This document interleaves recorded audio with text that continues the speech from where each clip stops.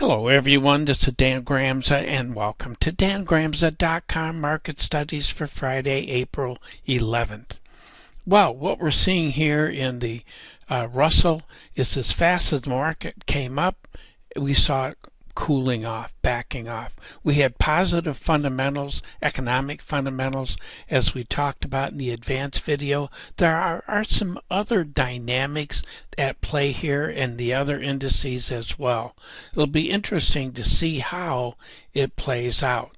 But right now we'd look for unchanged to only slightly lower movement in that market. I'm not looking for a big day down. But let's check out some other markets.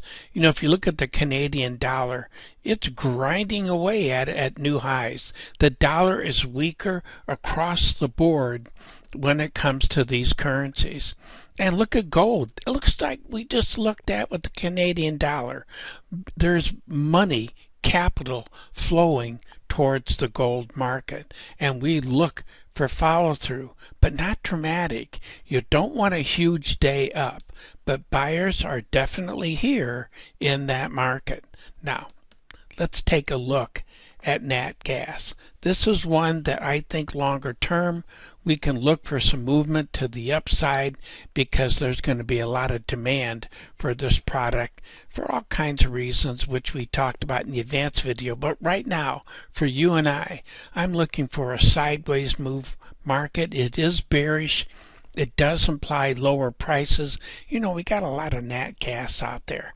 That's really what we're seeing reflected here. And we do have some warmer temperatures. That all has an impact on what's going on. But I don't look for this to fall out of bed on Friday, a big day down. But check out what's happening with wheat. Here we have a market that's going sideways. It did trade below its sell level. That's $150 a contract. But here we see wheat struggling. But look at corn. Corn continues its march to the upside. I do look for follow through up in corn as well as in soybeans. A market that also is gaining some momentum.